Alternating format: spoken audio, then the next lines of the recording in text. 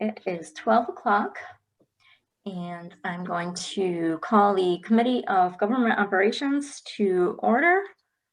Madam Clerk, will you please call the roll?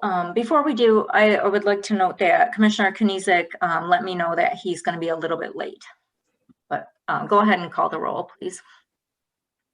Each member is acknowledging that they are attending the meeting via Zoom and that they are located in Wayne County, Michigan, unless otherwise stated when I call your name.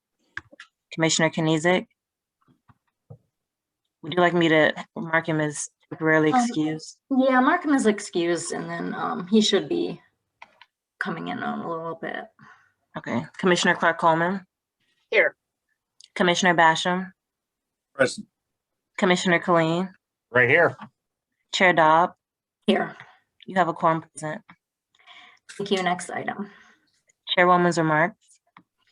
The only remark I have today is we did have a presentation on the ERP system on the agenda. Unfortunately, that's going to be postponed. We had to reschedule due to some scheduling conflicts. So we are going to move that to our next GovOps committee meeting. So we're not going to have that today. And that's my only remark. So next item, please. C, approval of the July 14th, 2021 meeting minutes. So moved. Support. We have a motion and support. Any discussion? Okay, hearing none. All those in favor of approving the meeting minutes, please say aye. Aye. Aye. Any opposed? Any abstentions? Motion passes. Next item. D, unfinished business. There is none listed. Okay, next item.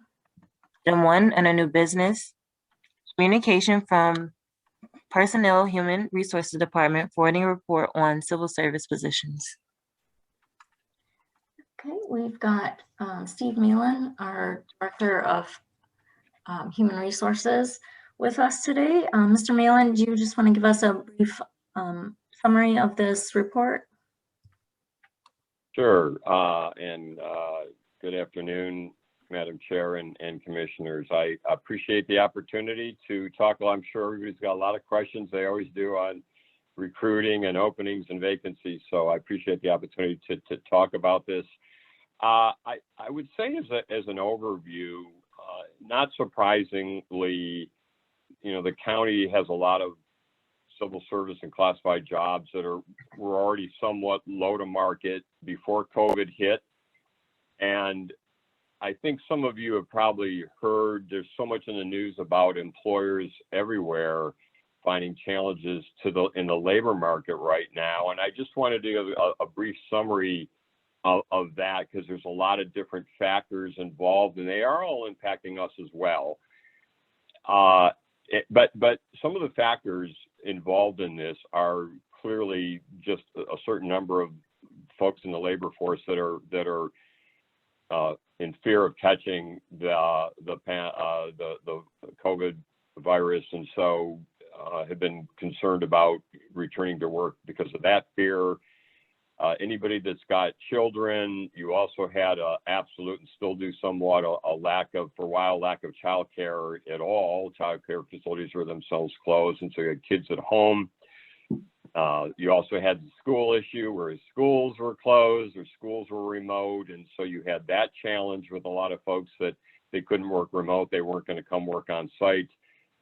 And then you have enhanced unemployment benefits. And that has also contributed to individuals. And I will tell you that in the sweet spot for that seems to be in jobs that were paying at an annualized rate around 30 to 38,000 range for sure, that you could make out pretty close to that between unemployment and enhanced unemployment and so forth.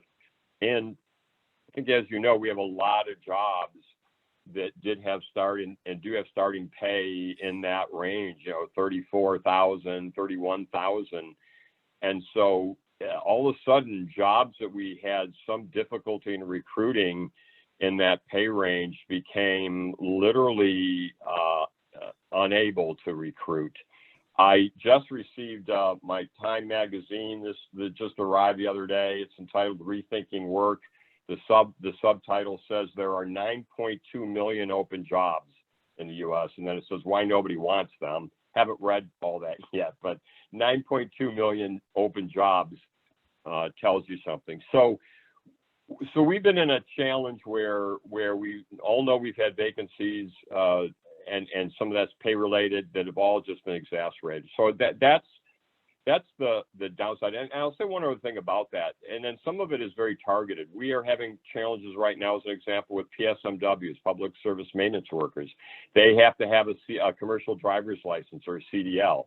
Well, as you can imagine, there's been an explosion in delivery truck drivers because of everybody buying everything online. And so there's been a huge uptick in the need for delivery drivers. And those organizations are paying a lot more for those driver jobs than we're paying for for PSMWs that take their truck to their hard labor job. And so all of a sudden there's a choice of you can get paid a whole lot more just to drive and not do the hard labor. That's kind of attractive. And so, you have some actually areas where we know what's going on, but it's kind of hard to combat. With all that said, I'll also say that we have, I'm encouraged by getting a green light from the CEO's office, something that we had green lighted past the $15 an hour before COVID hit, and we had a way to work that into the union contracts. That all got sidetracked because of COVID. We've now lost time on that, but we've analyzed and costed, and I've worked with CFO Huey Newsome, and we presented that to the CEO's office. And I do believe that now will get done in sort of one fell swoop rather than over a several year period. And the CEO's office is also, and through CEO Evans and Janelle and Khalil, working with myself and Huey, that we are finding that they're making money available for us to take a look at some of the really tough to recruit jobs. And so it started with nurses, as you can imagine. As an example, nurses starting pay for us was $53,000. And if you understand there's a national shortage for nurses, that tells you even if you're paying competitively, you're up against competition at hospitals, at urgent care facilities, at long-term care facilities, at labs, senior facilities, you name it. And we weren't paying competitively. But as an example, and I can elaborate on some of this, but we've put in and worked with the union and got that through, and the starting pay has been uplifted by $10,000. We're now out recruiting at $63,000 to start for nurses instead of $53,000. It's not going to be a panacea because that just means we're now paying a competitive rate for that job. But we've also created a job family where there was really only a couple of nurse positions that didn't involve supervisory. There are now 4 levels of nurse. So we're addressing pay and retention. Another area that became critical was Judge Kinney calling Judge Crawford at the time and saying, we don't have court clerks, and it's now impacting our ability to run our court operations. And so we worked with the clerk's office and Madam Clerk and Pat Ways and the union, and we put together a career path for them and increased starting pay. And we've got that through the union. We're now just implementing that. And people that were starting at 34 are going to be starting at 38,000. Again, right at the sort of the top tier of that area that's still hard to recruit for, but a significant change. And that starting pay is competitive in the market. So that's great. We have a crisis at the juvenile detention facility where there's not only vacancies where it's hard to recruit JDSs, but that leads to mandatory overtime for the folks that are there. And mandatory overtime is miserable on everybody, and employees hate it. And that leads to an uptick in FEMA leaves of absence. And some of those FEMA leaves of absence are people that can do their job, but they can't work overtime. And then that puts a further burden on people that are working double shifts and so on. We are now presenting, we've worked on a proposal. And here is another example of where there was a JDS job and that was it. We've built in 3 levels of JDSs, and everybody's getting a promotion and uptick there. And we're closing and finalizing that proposal that will significantly increase the starting pay for juvenile detention specialists or JDSs. And so, and yet we also know that PSMW is the sort of next in line. Marcy Cora's got auditors that need to be looked at. The clerical specialists, of which there's over 100 of them all around the county. Again, they're down in that $33,000 starting pay. They need to be up in that $38,000, and so we know that, and then we're going to be looking at that, and paralegals, and there's a whole host of positions. But now the important thing is that we are getting support from the CEO's office to make money available to address these issues. And so at a time where we're really being challenged, we are also being green lighted on saying, yeah, tell us what you want to do. We'll make money available to do this. And it does cost money. Last thing I want to say about this, and then I'll certainly open it up to questions, which is sometimes you think about, well, we can't recruit, so we need to increase the starting pay of a group. And from a comp philosophy standpoint and from the union standpoint, you'd be surprised if you go to the union and say, hey, we got money to hire people at higher rates. The response would be, that's great. What are you doing for all my employees in the classification that have been there for 4, 5, 6 years or whatever? And that is not at all different from the comp philosophy that says, yes, we absolutely know we need to do that. So when we have to address this, we've got to fully cost out. We've got to look at not only what the new starting rate will be, but we've got to bring everybody up at least to that amount. A lot of times we've got to give people increases that will leapfrog them above that starting rate. And if there are senior jobs or whatever, we've got to make adjustments to those folks. I just mentioned that there are times where we're building in a job family that didn't exist, or we're creating upstream jobs. But that also means that there are current employees that have been in that classification for maybe 3 or 4 years. They're now going to be mapped. As we implement this, they get mapped and promoted into a higher level pay and promoted as part of rolling all this out. And the point of all this is to say that when we do this, we've got to cost it out, and all those increases for the incumbents and the upstream increases and looking at salary compression on up the line, that's where a lot of money gets added to these initiatives. And a lot of times these are costing $1 million or more to address, what is a need to be able to recruit better for entry-level jobs. And yet it's the right thing to do. It does reward people that have been here and gets us in a better position going forward. So but yet we have to go to, you got to go to the union, you got to present that to the union, it's got to be ratified by members. Sometimes it's not impacting everybody in that bargaining unit. We're dealing with some of these jobs are an Ask Me non-supervisory that has 4 locals in it. And juvenile detention specialists is an example. There are a lot of positions across the county that are in Ask Me non-supervisory.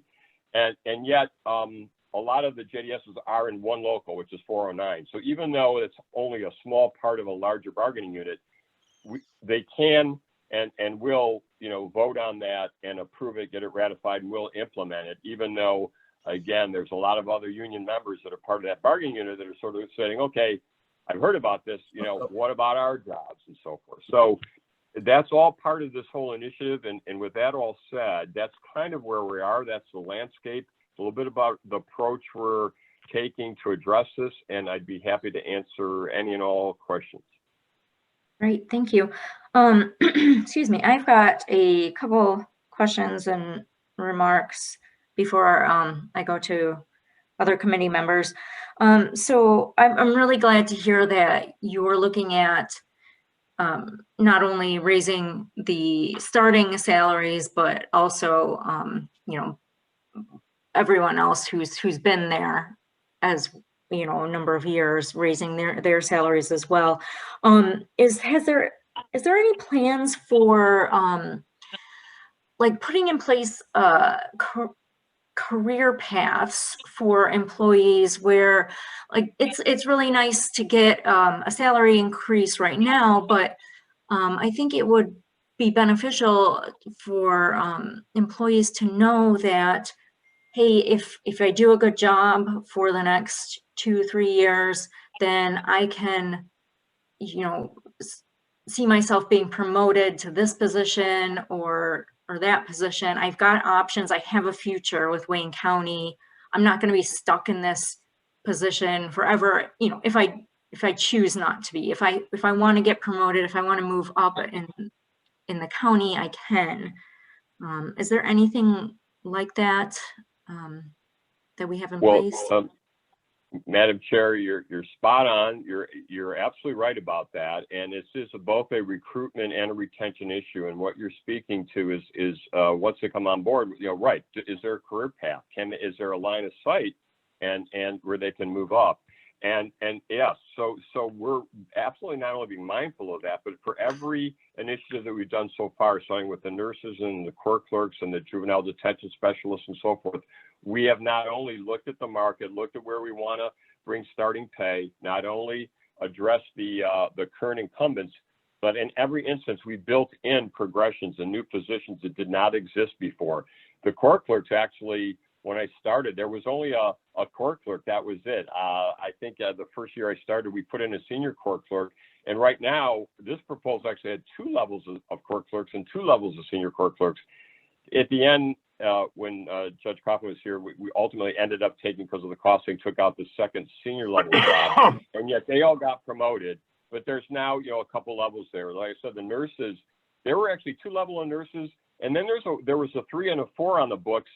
And those had a supervisory component, which really wasn't needed. And so there were no incumbents in 3 and 4. So for all intents and purposes, there were only 2 levels of nurses. As part of that initiative, we took off that supervisory requirement. And now we have 4 levels. There's, you know, that does involve supervision, 4 levels of nurses. So it's not just coming in at $10,000 higher. It's a whole job family and a whole progression line of sight that we believe will help retention.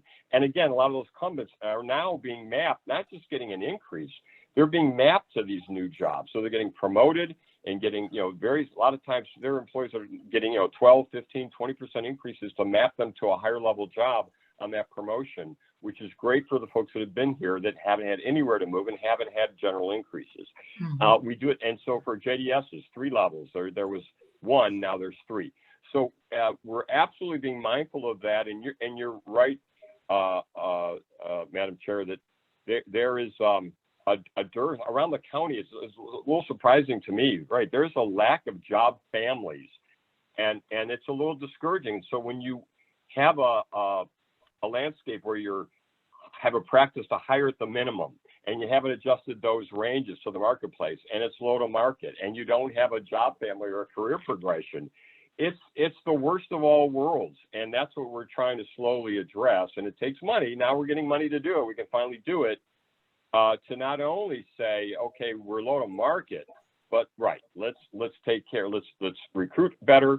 Let's take care of incumbents. Let's build a job family that speaks to exactly what you're talking about and gives people, because at the end of the day, it's not just about joining an organization and getting paid a fair rate, but it's about careers and progressions, and people want to be promoted and feel like they can get into higher level jobs and learn higher level skills. And so that's absolutely part of the solution in all of these that we're looking at. So what about, and I know this is going to vary from job to job and department to department, but are there opportunities for workers to get continuing education paid for by the county, you know, so that they can learn new skills and get promoted and maybe even go join a different department? You know, because that would be an attractive thing for me if I was looking for a job and wanted to apply with Wayne County, and saying that, like, oh, I could, you know, continue my education and, you know, Right. improve my career. Is there Right. anything like Well, that in any of our departments? Well, yeah, and I think you all know, or just as a reminder, benefits, you know, was moved to M&B before I started. That was in early 2017 that moved. So, however, one of the benefits that we have, that a lot of employers have, is a tuition reimbursement program. It does help pay for folks that want to go to confer degrees. and then from there, right, become available to an array of all sorts of higher level opportunities as a result of that. Sometimes that's been that I don't run that program. It's there. I think there should be. Oh, and I would also say, as part of the way that's run, as well as how it's portrayed in the CBAs, you don't necessarily have to be going to a school to confer a four-year degree. Some of that money that's in the budget for that can be used for just as long as it's either job related or upstream for a future job in your area for your career path. You can go to programs, seminars, and get those, build your skills that way, and get that training and get that reimbursed through that program. However, that said, and I think this is where it's wrong, it should not, it's up to the departments to sort of put money in their budget for that, how much you want to do that. And I don't know how much departments put in their budgets for that. And I personally think it should be moved out of departments, and it should be funded as a large pool of dollars that are infused into budgets, so you don't have to have department heads worrying about, well, I want to do this or that, and let me pull money from that program. So I think there's room for improvement there, but that benefit does exist. Okay. Yeah. But it's funded by each department right now. Yeah, it's run by benefits under Claire Mason Lee and the risk and benefit division under M&B, and it's there, but it is always dependent on funds, and then that's dependent on how departments put it in their respective budgets. Okay, and then just one final comment, I guess. It's not really a question, but so at the beginning you were talking about the you have a number of jobs that you can't get anyone to apply for, and you got your Time magazine, and it was about rethinking work and why nobody wants these jobs. I would encourage your department to rethink our jobs and rethink work at Wayne County. If nobody wants our jobs, maybe we need to change the jobs. Maybe we need to change them to remote work, or at least partial remote work, or offer flexible hours, or maybe Wayne County needs to come up with some sort of on-site childcare, daycare for people. Obviously we all know we need to increase our salaries, and our benefits, just to make our jobs more attractive. We need to offer people what they want and what they're looking for. So that's just a comment. You don't have to respond to it, but. Well, actually, I would like if I could, because there's been a lot of work behind the scenes on that and where we're headed with that. And so it's a very important point, and it does get to attraction and retention. So it's spot on. And I will tell you, in the HR, if you look at, as I have, and have to get up to speed on this stuff, there is hybrid work arrangements are being looked at by most employers.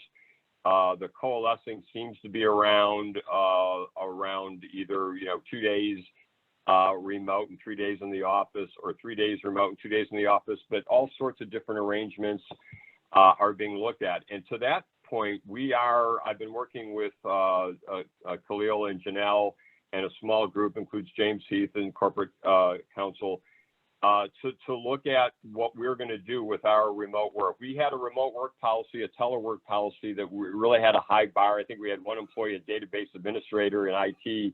Frankly, that's not going to be done anywhere in the world, let alone anywhere in the state, let alone on site. So that was easy. Well, obviously the pandemic changed everything for all employers. And so you should know that we are very focused on a hybrid environment as well. I just put out yesterday, we've got a survey through SurveyMonkey that is going out to all of our the executive department heads, all the managers. There's a survey on remote work and hybrid work. That'll be due next week, and then we're going to follow on with a non-manager employee survey as well that HR is developing and sending them out. But the CEO's office is really focused on this, and I will tell you, I feel comfortable in saying that we will be going to some sort of a hybrid arrangement. We're not going to force everybody back into the office. Obviously, there are certain jobs, there always have been, that do require on-site, but where we can implement this and leverage this, we absolutely are going to do that, and we're going that way. So I think it's important to know that, yeah, we're on that, but it's not just HR looking at it. There is support for this all the way up through the CEO's office, and it is the direction that we're going in. Okay, that's great to hear, because, you know, we all value our employees. There's, you know, without them, we wouldn't have Wayne County. So I'm going to take a question from Commissioner Clark Coleman. Thank you, Madam Chair. Steve, you know, I am a 31-year retiree from Wayne County. And one of the reasons that I came to the county in the first place was because of the benefits. And I came also because, and I chose to go to the Road Commission because they had a career ladder that would allow me to move up. Now, when I came on, I just had a high school education. I came in as a stenographer. I was able to take classes for 5 years until I received my bachelor's degree and be reimbursed for the classes. So I do know that we are now in competition for workers. We used to be the top dog. People were fighting to get on with civil service, with the county especially. We are no longer there. And we are in steep competition for those employees. We have to do the kinds of things that will attract them back to the county. And once they're there, we have to do something to keep them there. And as I say, I believe you need to look very strongly at not only being able to attract them in the first place, but provide some sort of a career ladder for them to be able to move up in the organization. You don't want to, I started off with the city for a couple years, and I left the city to come to the county for those very reasons. But also, my question is, have we done anything about benefits? Because I do know that that is one of the healthcare benefits and retirement. That's one of the areas that we were not competitive in, and we were not able to attract those employees. So, and that's another great point, Commissioner Clark Coleman, and I will tell you, in fact, I just got off the phone. One of the things that we are doing is to engage Siegel, and Siegel is our benefits consultant, but they want a bid across an RFP that was run by procurement to run a comp study and benefit study out in the marketplace. And we are finalizing that contract. I was on a call earlier today with procurement and Siegel and so forth. And we're going to get better benefits intel in terms of where we are. I will tell you, generally speaking, that the benefits of Wayne County were, back in the day, a very rich, as a lot of municipalities had a very, very rich benefit plan, and there have been a lot of takeaways for sure, and those have been takeaways off a very rich plan. However, that is the public sector. That's been true, but less true at Oakland County, City of Detroit, and so forth, where those rich benefits have not been as eroded as much. And I think we all know that in the public sector, that sort of value proposition is generally public sectors don't pay at the high end of the market on comp, but the value proposition is right. You're generally getting much better benefits, better job security, particularly for a classified job. I'm not sure all those at-will appointees have a whole lot of job security, but job security is part of it. And so I know I can tell you where we are today. Where we are today is those benefits have been eroded. I will tell you that they are still competitive against the private sector, and we do lose people in the private sector. If we're going to lose an accounting person or an HR person or procurement person, we're just as likely to lose them to Quicken Loans as we are to the city of Detroit or Macomb County. However, you're right, Commissioner Clark-Coleman, in that that if you look at competing, which we also are against the city of Detroit and Oakland, Macomb County, our benefits have been eroded beyond what theirs are. And so their benefits to go into public sector are better than ours. And so that's one reason why the study that will not only look at a whole lot of positions against the labor market to see how far we are drift on the comp side, but also to look at benefits and to see what we can do. I've been, since I've been here, I've known, and especially since I have labor relations reporting to me, we know that one of the complaints, I think people are realistic. They know that the county's not going to go back to like retiree medical or something like that. But there is a lot of times it's whether it's lessening the contributions of pensions or the premium that employees pay towards their health care benefits, the share. Used to be 20% for a long time. And then since I've been here, it's been 25%. That's as an example of an area where the unions and union members and those in these classified positions have been pretty vocal about wanting to go back to a 20% premium contribution percentage, and that would be more competitive in the public sector. The study that we're going to commission, I believe, will reveal that instead of us just saying it. It'll reveal it in the marketplace through a consultancy that specializes in comp and ben, and I think that will help us to look at, okay, we've got to have a pool of dollars, and we've got to figure out how best to spend that dollars. Lord knows at the county, we know a large percent of that has to go to comp, but you're also right that we've got to be realistic about, is there some of this that can go to healthcare or other benefits that would be very well received, not only by current employees, but future applicants as a way to attract them into public sector and public employment. So, okay. So let me just say, Steve, that you are correct. At the time when I came on, the counties did not pay the highest salary. But what attracted the employees were the benefits. So you've got somehow or another, you got to get back there. I know you said what you're doing, these studies and all, but somehow or another, the one thing that attracts people and would hold people to county service or civil service would be the benefits. So you gotta get back there. So I'm gonna move on. When you bring on new people, can you ask them if they have been vaccinated?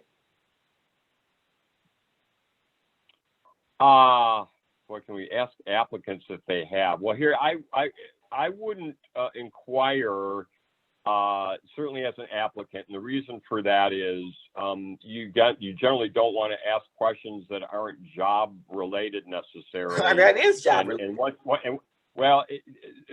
Perhaps. But and then to the extent that you ask those questions and you reject someone, then how do you prove that that wasn't the reason that they got rejected? Now, you're right. I mean, if someone were going into the jails or a custody position, something like that, and yet so far the county has taken a position that we're not requiring it. We may get there for some jobs. I know. And if we get there and that is a requirement of the job, then we absolutely could ask that question. But if it's at this point in time, we wouldn't be, because it would be dangerous. And then, someone's just going to claim, well, the county discriminated against me because of, it was my right not to, and I didn't. And now I feel like that's the reason I was rejected. And you're going to have but you asked for a new employee, you ask for all kind of documents. You right. ask for all kind of, so this one does not have to be the only one you're asking for. It can just be along the list of all the other documents that you ask for. Then no one can accuse you of not hiring them because of that. I'm gonna move on from that. Okay, so that's it. That's where I'm going. You really need to focus on those career ladders. And as I say, I didn't know that you had tuition reimbursement again.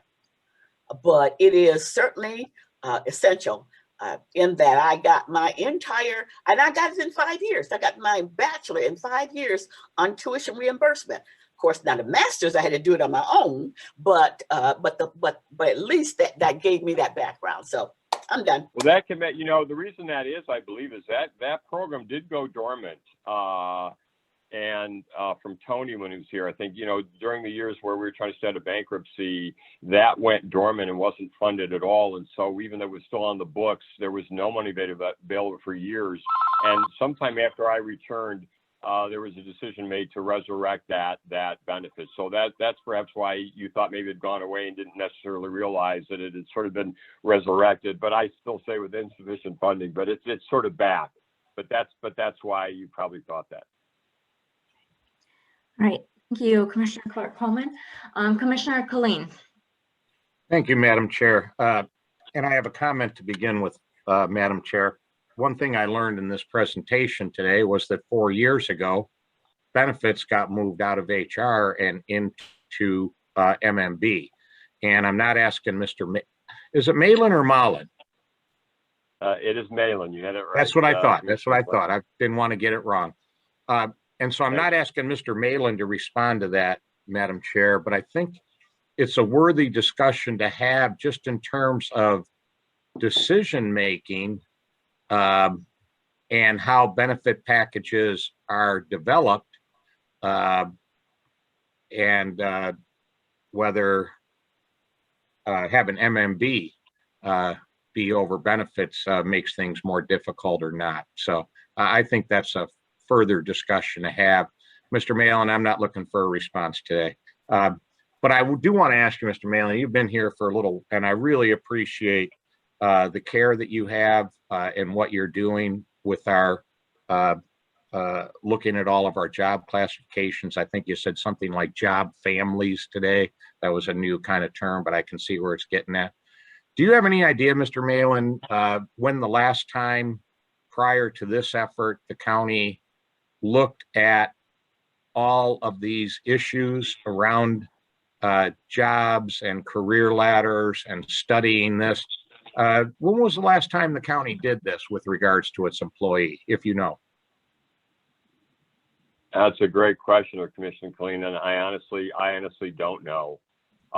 We've obviously, since I've come on board, I've you know, it didn't take me long to sort of look at this. I will say one thing: I didn't realize when I joined until after I joined that the county went through a 10-year period where literally no one got increases for a decade. I didn't know it was that bad. But you know, in 17, right, there was now a second year or so of a surplus, and there was some money available to do some things. But we really weren't getting a whole lot of money to go really take a look at everything and try and fix all these issues. Right. And so and then we had some CBAs where they were coming off a 3-year CBA where there was not one increase in the CBA. And so just having some money available to even put out there a couple percent or 0.5 was sort of new when I joined. And now we're getting infused with even more money, which is, again, this is why some of this is being made available. But I really don't know how long, but I got to believe that during that really longer period where the financial problems with the county, I think it has been a long time since any of this had really been looked at. And we paid the price for it. We have.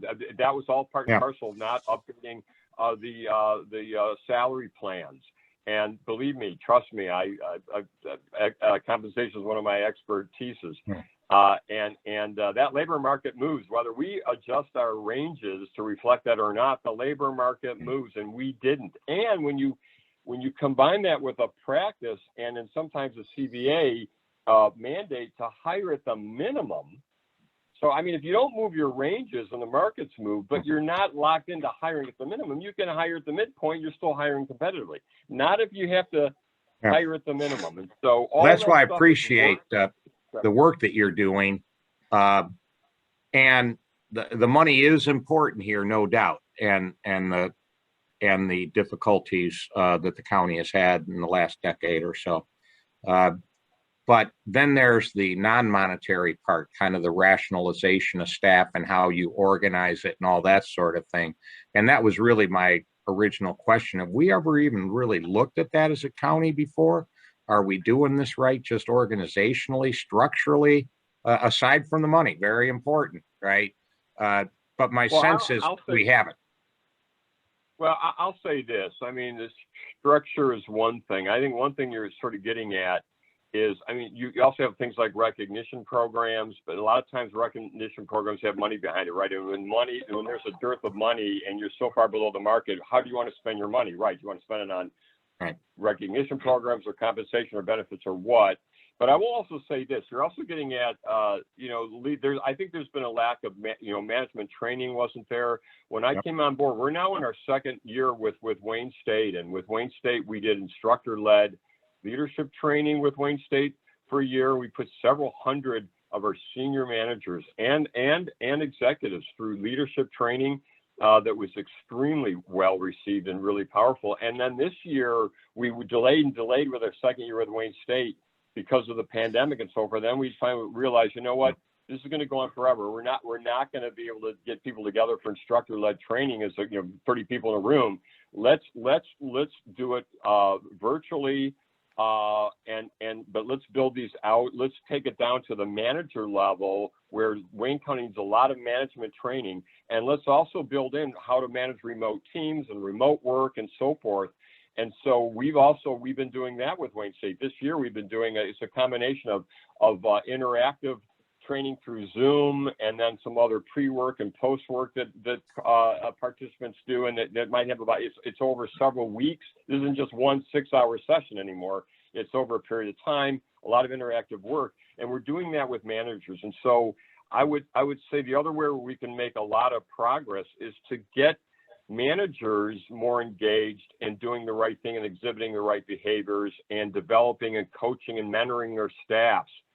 And what happens when you have people that don't go anywhere because of their pensions, and you haven't given them an increase in 10 years, so they might not want to leave, they become very disengaged. You've heard probably the term engagement. And yet managers are in the same boat. I mean, they're employees too. So are executives. We're all employees too.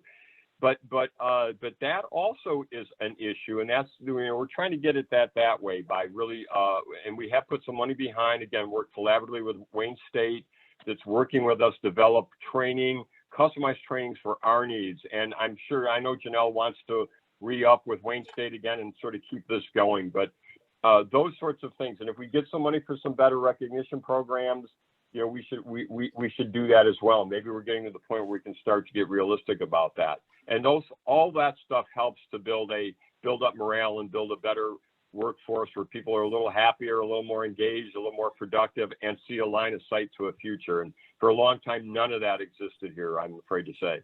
Yeah. Well, thank you for your leadership on these issues, and thank you for the time, Madam Chair. Thank you. All right. And any further questions from commissioners? All right. Well, thank you very much, Mr. Malin. I think I need a motion to receive and file this item. I move that we receive and file. And I support. Okay. All those in favor, please indicate by saying aye. Aye. Aye. Any opposed? Any abstentions?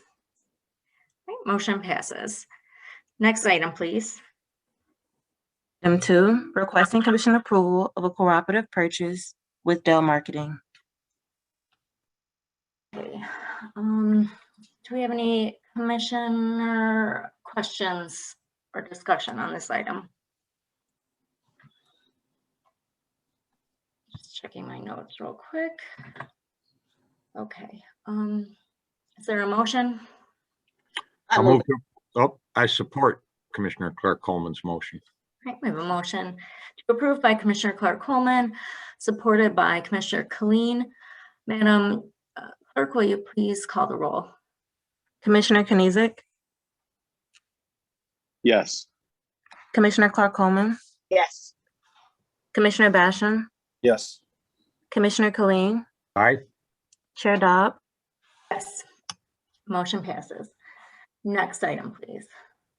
Item 3, requesting that the commission hold a public hearing and approve the issuance of tax-exempt revenue bonds being issued in one or more series by the Industrial Development Authority of the County of La Paz, Arizona for Campus Partners 1. Okay, so this is just a motion to, or this will be an item to approve the public hearing to be held at full board. Is that correct? Is there, who's here for this item? Is there anyone from the administration? Chairwoman Dahlba, Andrew Kandrievas here from Office of Wayne County Executive. I'll be honest, I reviewed your packet and read this thoroughly just because I had no idea what this was. So I was hoping that maybe Commission Counsel or something would be on Yes, here. Because the I best as am. I could see is you are set to be a forum. Yeah, okay. Sorry about that. I'll Yeah, step. okay, Commission Counsel, I just want to make sure that I've got it right. We're just approving in committee for it to go to full board for the public hearing to be held at full board. So, okay, so through the chair, this item is a result of an IRS rule that provides that in order for bonds to be classified as qualified bonds, that the government entity where the project is located must approve the bonds and hold a public hearing to allow the public to participate and weigh in on those bonds in the project prior to approval. So what this is an opportunity for the company to present their project to this body. This item would then move to full board where we would have the public hearing and make the vote on approval of the issuance of the bonds. So we're not just holding a public hearing, we're actually approving the issuance of the bonds. You'll note, and I'm sure that the presentation will indicate that the county won't have any financial obligations related to these bonds. But this is just to reclassify the bonds for their purposes. And I believe and I hope that the company is on the line. They should have a PowerPoint presentation to for the body to, explain the projects in the charter schools throughout the county. Hi, this is Holly Horsley. I'm the attorney for Campus Partners 1, which is the entity asking for you guys to put us on the agenda. I believe we have one or two other folks on the call today. Jason Appelt with Truist Securities, who I believe was going to go over the PowerPoint presentation. But I am the Bond and Borrowers Counsel for Campus Partners 1. So Jason, I don't know if you want to go through the presentation first, and then we can answer any questions that there may be. Okay. Yep, that sounds good. Can everyone hear me? Yes. Madam Clerk, can they share the screen for the presentation? Yes. Okay. Yes.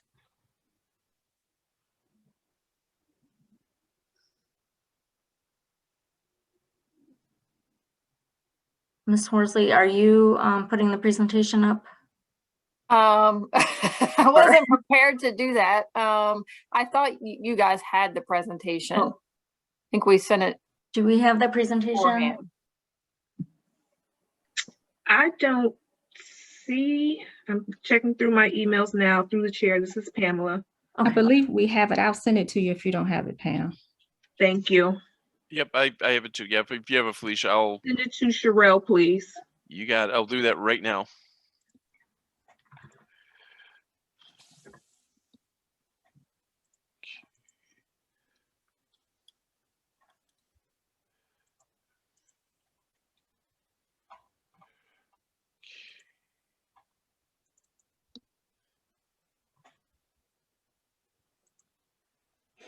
And Sherelle, I just sent it to you. And also, sorry to ask, but for Jason, can I get the spelling of your last name, please, for the record, for keeping the minutes? Yes, it's A, P as in Peter, P as in Peter, E-L-T like Thomas. Thank you very much. Appreciate it. Yep, and I'm happy to walk through that when everyone's if everyone's ready. We'll let you know. Can you see the screen? I can't. I am. You're just on the I'm phone. just dialed in by phone, but I do have a copy of the presentation. Okay. All right. So we've got the presentation up on the first slide that just says Campus Partners 1. And Yep. Okay, good. Go ahead. Great, thanks everyone. I will just try to walk through this walk this a little bit quickly, and if there's any questions, please feel free to ask at any time. Okay, do you want to let our clerk know like when she should change the slides? Sure. And slide 2 is just a brief introduction of folks that are involved here. The issuer of the bonds, as mentioned, is the IDA for the County of La Paz, Arizona. Our borrower that Holly mentioned is Campus Partners One. That's the nonprofit entity that will be the obligor on the bonds. Holly is at Ballard Spahr, who's bond counsel and counsel to Campus Partners One. The project involves charter schools that are managed by National Heritage Academies, and we do have at least, I think, 1 or 2 folks on from National Heritage Academies today. The municipal advisor for the transaction is Hamlin Capital Advisors. I am with Truist Securities, the underwriter of the bonds. Our counsel is Ice Miller, and the trustee will be U.S. Bank. On the next slide, slide 3, again, just a high-level overview. Campus Partners One is a Michigan nonprofit. National Heritage Academies manages 97 charter schools in 9 states, most of which, I believe it's 50, down below 46. I'm sorry, I think it's 52 or so schools in Michigan, of which 46 will be involved in this bond issue, and I believe it's 14 of those that are in Wayne County. And then there will be Campus Partners One is using these bonds to buy some charter school facilities and lease those to those associated charter schools via separate LLCs. On slide 4, this is again a high-level sort of graphical overview of the transaction that we're doing here, and this is the larger bond issue, of which a portion of the schools are in Wayne County. But in this case, we have NHA managing the charter schools. We have Campus Partners One that will own the charter school facilities. Campus Partners One, again, being the nonprofit to own the charter school facilities and lease each one of those facilities to the respective charter schools. And we have, of course, the debt service bondholders that are providing the capital here, and we'll be repaying those. And that's the subject of the TEFRA hearing, is to approve this project for the purpose of being able to use tax-exempt bonds. Next slide, slide 5. This is the project is being done largely to benefit these charter schools. Tax-exempt bond rates right now are at historically low levels, particularly for charter schools, for lots of nonprofits, but in particular for charter schools. And this provides a lot greater certainty for the charter schools in terms of the school costs, their facility costs, and other budgetary items. Allows for more collaboration between the charter school manager and the boards. Puts the facilities into a nonprofit entity so that we can use the tax-exempt bond financing, and again provides the lower cost of capital to those charter schools via that nonprofit and via the tax-exempt bonds. And the sales price. The facilities are being purchased by Campus Partners One using bond proceeds, and those purchase prices are based on independent third-party appraisals. Moving on to, yeah. I'm sorry, can I interrupt you? Commissioner Basham, do you have a question?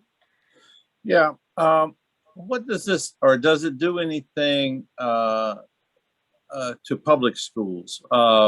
Because I don't know, I see, maybe I'm too old school for this, but one thing I believe in is public school education and I've seen, because I've been involved in government so long, some instances where, and I'm getting off track a little bit, but it still applies, where the husband would own the school, and the wife would be the superintendent, and charter schools, and that's not, it's rarely the case, but it does happen. So how overall does this do anything to hurt public schools? And is there oversight relative to anything relative to structuring charter schools? Yeah, so at a high level here, that's certainly not the case with NHA. NHA has a very long proven track record for charter school, operating their charter schools. Everything from renewals, good relationships with their various authorizers within the state, good test scores, good relationships with families and communities. So any of those sort of measures, whether they're more subjective or objective, and NHA has been a great operator over the years. So no, you don't have any of that that sort of mom and pop type arrangement that you described. So this ends up being, for the communities, it ends up being a great benefit for the communities, for the families in the communities in providing these educational opportunities. Does it hurt public schools at all?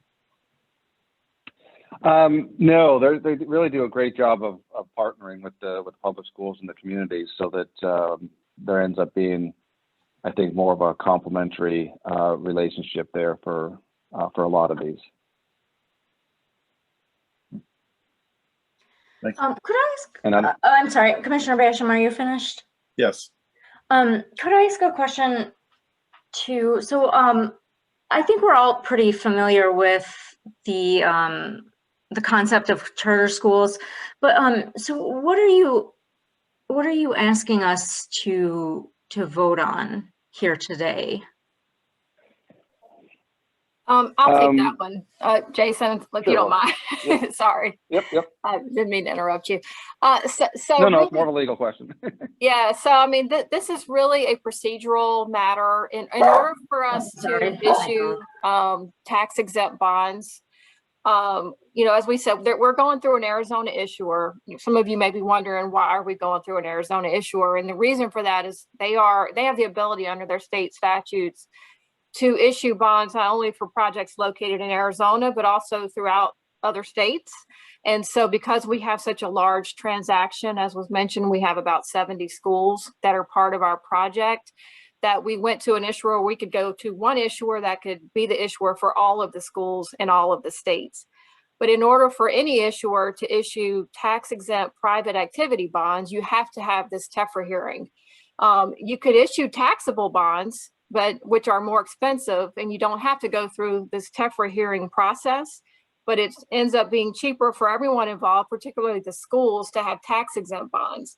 And so one of the rules in order to have tax exempt bonds that you have to follow under the Internal Revenue Code is to have a TEFRA hearing. TEFRA is just a name under the code that is, I forget what it stands for, but it's the name of a piece of legislation that came out in 1986. But it's essentially a public hearing in the location of each bond finance facility. So the jurisdiction where that facility is located has to give the people in that community, in that jurisdiction, the right to come and speak on the project. And so it is a technical administrative thing that we have to do in order to issue these bonds as tax exempt private activity bonds. We have to do all these things before we can take any more formal action, because this is one of the things on the list. So if the schools were not located in your county, we would not be here today. But because we do have, I think it's 15 schools, we do need you guys to hold the hearing for us, because that is a federal law that we have to follow in order to get the tax exempt bonds. So there will be no additional contracts that the county will have to sign. no financial obligations that the county will have. This is the only thing in the process that that we need the county to assist us with, is just to hold the hearing and to adopt that TEFRA hearing resolution, which essentially approves the bonds. But again, it doesn't lock in. It doesn't mean we've issued bonds. It doesn't mean we've done anything to, nothing has been finalized at that point. It's just something that we have to do in order to go to the next step in our long process of issuing these bonds. Okay. Commissioner Kanizik? Yeah, just a clarifying question for bond counsel. You said that you need the county to do this, but you also said that you have alternative routes that you can pursue in order to get this done as well. Is that, so you don't technically need us, you want us in order to go this route, is that correct? Well, I mean, we need local jurisdiction approval to issue tax exempt bonds. So in that sense, we do need you. We do need. But this is not the only option that you have, correct? You need us to pursue this option. You want us to pursue this option, but it's not the only option that's available to you in order to access these bonds. They just wouldn't be tax exempt at that point, correct? Yes, which again, I mean, Jason could tell you what the spreads are between tax exempt and taxable, but I mean, it will be more expensive. And ultimately that cost, the cost will flow back down to the schools because debt service is paid from the schools through their lease payments. So if we have more expensive debt, that the schools will be on the hook for that. So again, is this cheaper for everybody involved? Ultimately we're trying to get the schools a better deal here. One of the points on the presentation is that lease payments will be able to be lower than what they currently are because of the market is so favorable right now for tax exempt bonds. So, this is the best route for the schools, which is, the reason why we're doing this deal. I appreciate the clarification. Madam Chair. I'm sorry, Commissioner Kanizik, were you finished? It's Yes, on this ma'am. Thank point. you. It's on this point for Commissioner Kanizik. Yes. So through the chair, this is Felicia. It's my understanding that the local jurisdiction where the charter schools are located, or the project is located, has to approve this. So another alternative is that they could go to each local jurisdiction and seek approval, as opposed to coming to Wayne County, which is more like a one-stop shop. And if I'm wrong in that, please feel free to correct me, but that is my understanding. That is true. So again, we've got 15 schools here in this county. It made more sense for everyone involved in our project. I mean, as we said, we've got 70 schools. So we've been having to do this for each individual school within our portfolio within the project. So it is more efficient to do it at the county level. That's undoubtable. Okay, so if we, Wayne County Commission, were to vote no on this, then you could go to each municipality and ask them to hold your public hearings to get your tax exempt bonds, or you could just go and get taxable bonds. Yeah, I mean, we could go to the local level, as you just said. It would just probably put our timeline for financing back 2 or 3 months. Because again, you have to get on the schedule and, go through all of this with each of those schools. So it's not an ideal situation. Okay. Commissioner Kanizik, you still have your hand up. Do you have another question? Yeah, and maybe we get to this later in the presentation, but you mentioned there's the 15 schools here in Wayne County. I'm curious where they're located. We have that in the TEFRA notice that I believe was part of the package. I don't know what all of you guys have, but in the TEFRA notice itself, it does list each of the schools and their addresses. So I don't have that. And through the chair, this is Joe Slazak. It is in your policy analysis, and specifically, Commissioner Kanizik, I do know that there are 2 in Redford. Hold up, Joe. Joe, that's okay, and I appreciate that. I want them to answer the question. They're asking us to do them a favor. I want to hear them answer the question. Oh, okay, but I just wanted to let you know it was in your analysis.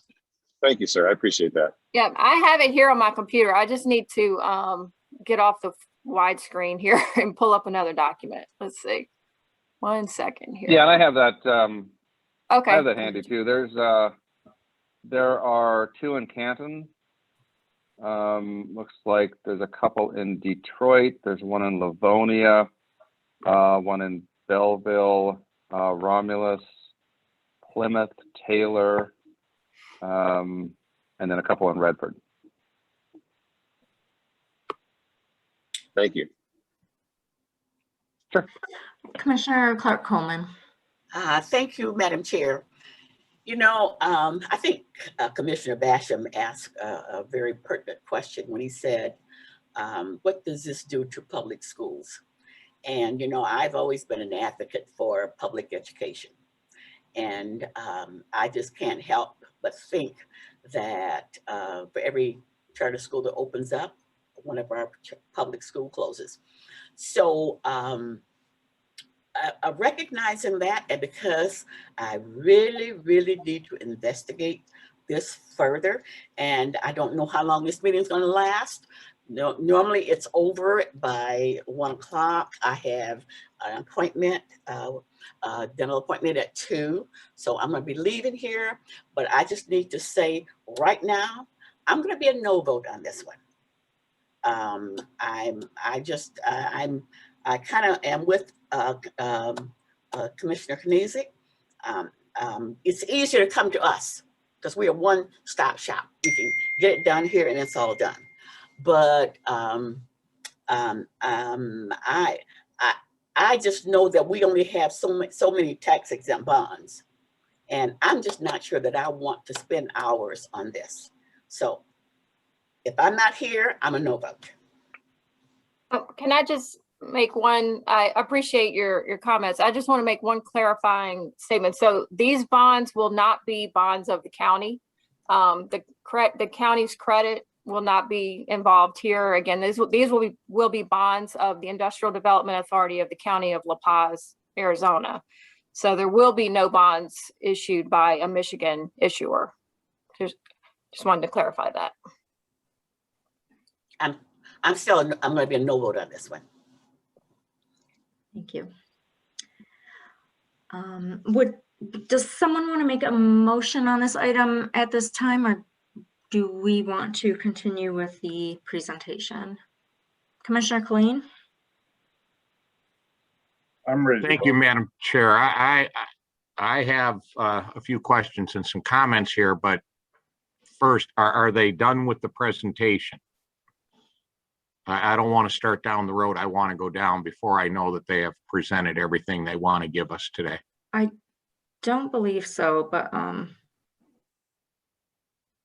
We do have, a few slides left, mostly kind of related to the overall NHA's overall charter school network and kind of the size and scope of the project. But hearing everyone's time constraints here, maybe it might be best to address any specific questions, if that would be helpful. May I go forward, Madam Chair? yes, please. We fund schools in this state with a per pupil grant, and that's how schools have to survive. Do these charter schools get the same per pupil grant as the public school districts do? Yes. So you're currently have the same pool of money to operate from. I share a lot of the skepticism, and to Commissioner Basham and to Commissioner Clark Coleman, who have both spent a little time in Lansing dealing with charter school issues over the last few decades. This does hurt public education. Every time that we pull money out of precious dollars for educating our students in this state, and they go to a charter school, it is less money for public schools. And I'm not going to get into the charter schools or public schools to debate here. We're talking about Detroit public schools. We're talking about Livonia public schools, to be clear. There's also a lot of language in here that I am not quite sure of. On the slide that's up right now, they talk about selling buildings to an unnamed not-for-profit or an unrelated not-for-profit. I don't know what the heck that is. And actually, a not-for-profit is a different IRS category than a non-profit. So there are some differences there. Yeah, let me, that's a good point. I'm not asking a question, sir. Oh, sure. Okay, sorry. I'm not asking a question. I'm saying that a lot of this gives me difficulty. And a lot of the information here is rather loose. So that makes me a little bit nervous about this, and to say, well, one-stop shopping, we'll just go to this little old county commission and they'll roll over and we're on our way. I would like to see local communities where these are. And by the way, one of these schools is 2 blocks from me around the corner on the east side of Detroit. And I'm familiar with that too. I guess the other thing I would want to know here is that if this does go to a public hearing, how are we going to do the notification to people that there actually is a public hearing? I would like to hear from, if we do the public hearing, I want to make sure that Detroit Public Schools, either as board members or as administration, are attending that hearing. I want to know that the other communities where these are located, that their public schools are attending the hearing. I want to have, we have one side of the story here. And forgive me if I say we have a sales pitch here. Well, there's other things that affect this decision, other people that are affected by it. And I want to hear from them because if we do go to a public hearing at full board and it's the same crowd here that there is at the public hearing, then I'm not going to be satisfied at that point. So I'm just real nervous about this. And as Commissioner Clark Coleman pointed out, there's only so many tax exempt bonds out there. And since you guys have the same base of funding that public schools have, I'm very loath to use counties' tax exempt bonds for this purpose. Maybe an unfair competitive advantage, as it were, to do this money. So I'm not prepared to make a motion to send this to full board, Madam Chair. Very, very skeptical of what we're seeing here. Thank you. Thank you. Can I just address the one question you asked about the publication and where that would be published? Under the Internal Revenue Code, you're required to publish the notice of the TEFRA hearing in the newspaper of general circulation within the location of where you're having the hearing. So that is we've been working with your office to coordinate publication within that newspaper. Thank you, and I'm very aware of public notification and how these things are publicly noticed. It doesn't necessarily catch the attention of all.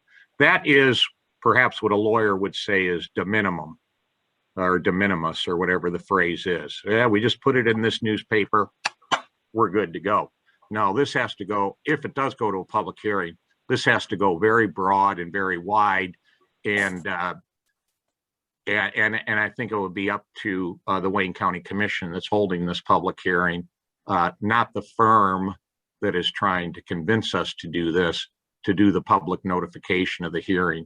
That I would think would be internal. And if we do go to a public hearing, we should have our own list of who all the other interested parties are that may want to weigh in on this. And I'm sure there's a lot of them out there. Thank you, Madam Chair. Thank you. Commissioner Kniezek. Yeah, Madam Chair, knowing that we'll have the opportunity to offer remarks after the motion's made, I'd like to move to reject this proposal. Support. Okay, we've got a motion to reject by Commissioner Kniezek and supported by Commissioner Clark Coleman. Commissioner Basham, did you have a comment or a question? Commissioner Kniezek made my motion. Thank you. Okay. All right. Do we have any further discussion before we vote? Okay. Madam Clerk, will you please call the roll? Commissioner Kenizik,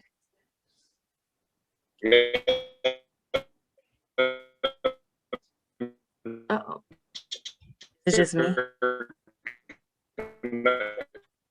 Oh, Commissioner Kenizik, you're breaking up. We just heard a bunch of noise. He's in his recording studio with his next rap song. Remarks before we take the vote, is that the appropriate? Am I doing something wrong there? I think you're back now. Okay, we could not hear you. How It about was just now? Can you hear me now? a Sort little of. bit better. Try again.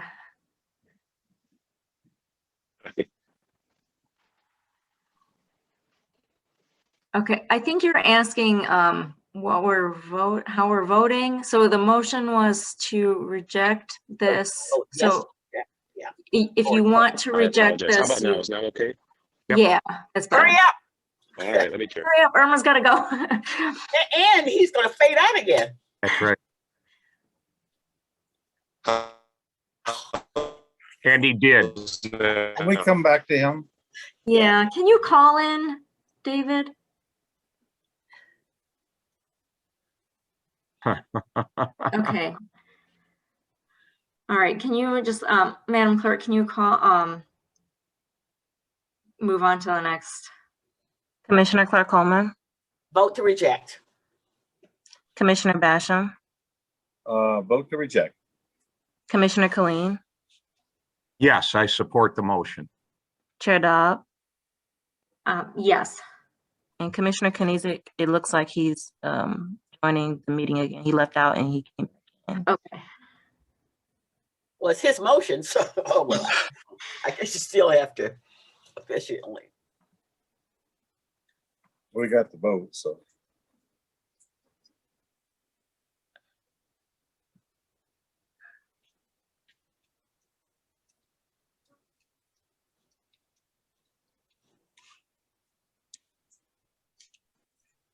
Are we waiting on him to get back in?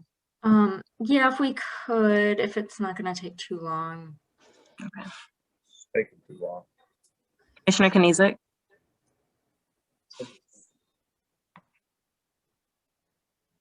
Commissioner Kenizik, are you with us? Nope. All right, let's just move on without him, Yes. I guess. Okay, so motion passes. item 4, requesting commission approval of an agreement with Campus Partners 1. Okay, So through the chair, sorry, yes, Commissioner Counsel.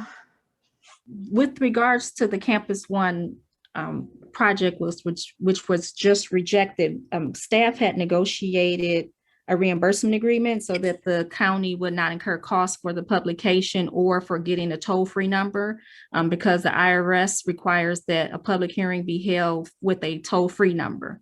And because the commission does not have a toll-free number, that toll-free number would have cost additional monies for the commission.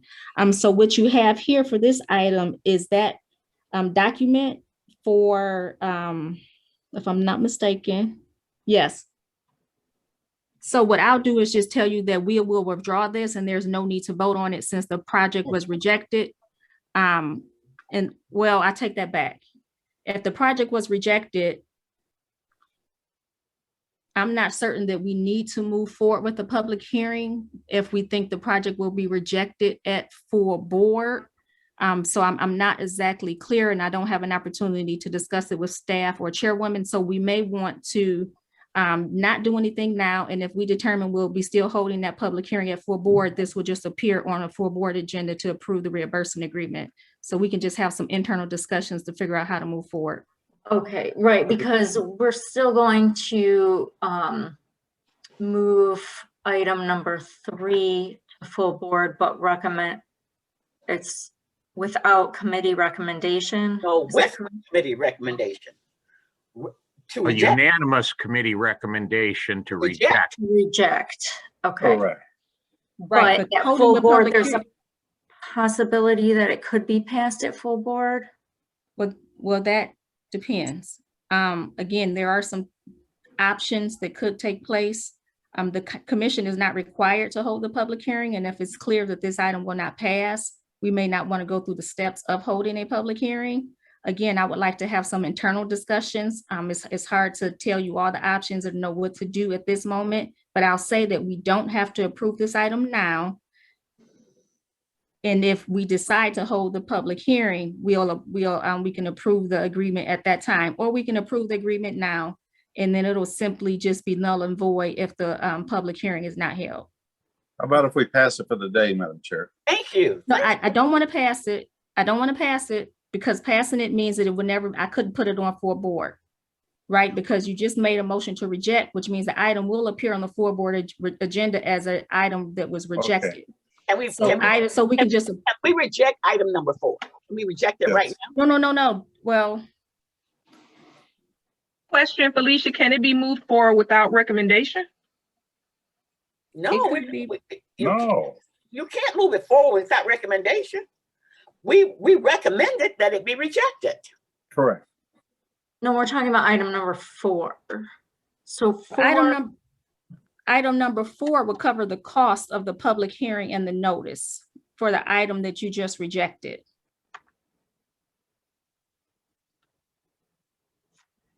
Why don't we just pass that? And why can't we just pass that? We can For the pass it, day. and if the public hearing is not held, then it won't be harmful. Okay. All right, so we'll just skip that item. And so Madam Clerk, next item, please. So to be clear, you're going to skip it. We're going to pull it off the agenda, and it may or may not appear on full board. Yeah. Yes. Okay, thank you. Item 6 on the agenda, requesting commission approval of amendment 2 to a 3-year consortium contract with 2 one-year options to renew with Global Office Solutions. Okay, any commissioner questions on this item? No. Move approval on that one. Support. Okay, we have a motion to approve and support. Roll call, please. Commissioner Knezek, Can you hear me say yes? This time, Can I retroactively vote no on the other one? It was a bit facetious. Keep going. We don't need your vote. Go ahead. Commissioner Clark Coleman, Yes. Commissioner Basham, Yes. Commissioner Killeen, aye. Chair Dobb, Yes, motion passes. Next item. F, such other matters as may be properly submitted before the committee. I have none. Oh, I see some hands. Commissioner Knezek? Madam Chair, can you hear me? I just want to confirm that before I start running my mouth. Yes, we can hear you. Are the folks from National Heritage still on? I'm not sure. Doesn't look like it. Commissioner Knezek, this is Megan DeCracker with National Heritage Academies. Megan, let me, listen, you saw where that was going and you know what happened. I'm not looking to smack you around anymore, but I tell you what, JC Heisinger, Nick Paradiso, Bill Wirtz, all these guys, I've already talked to them.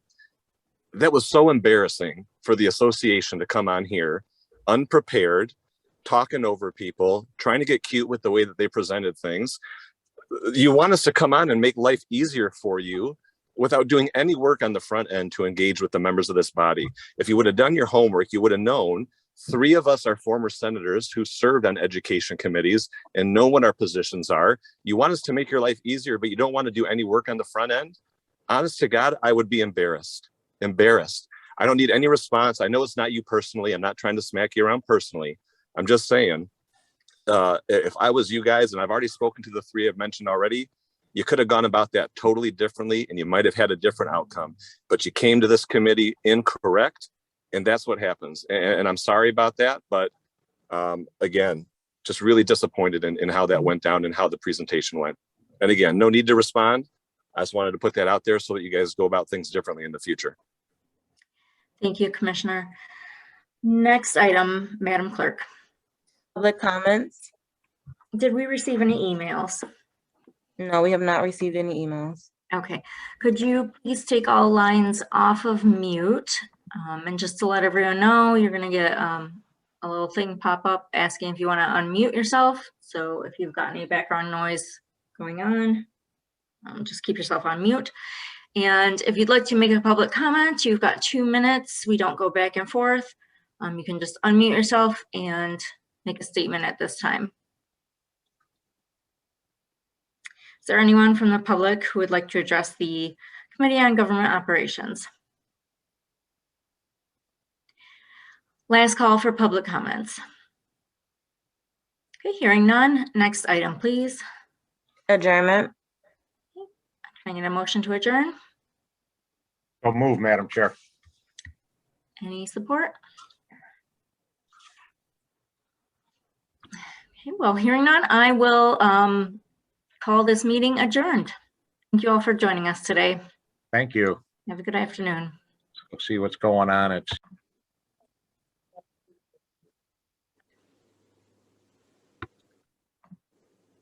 Hey, Tim. sorry, Madam Chair. We ran long over in of ops. Yes, I was listening.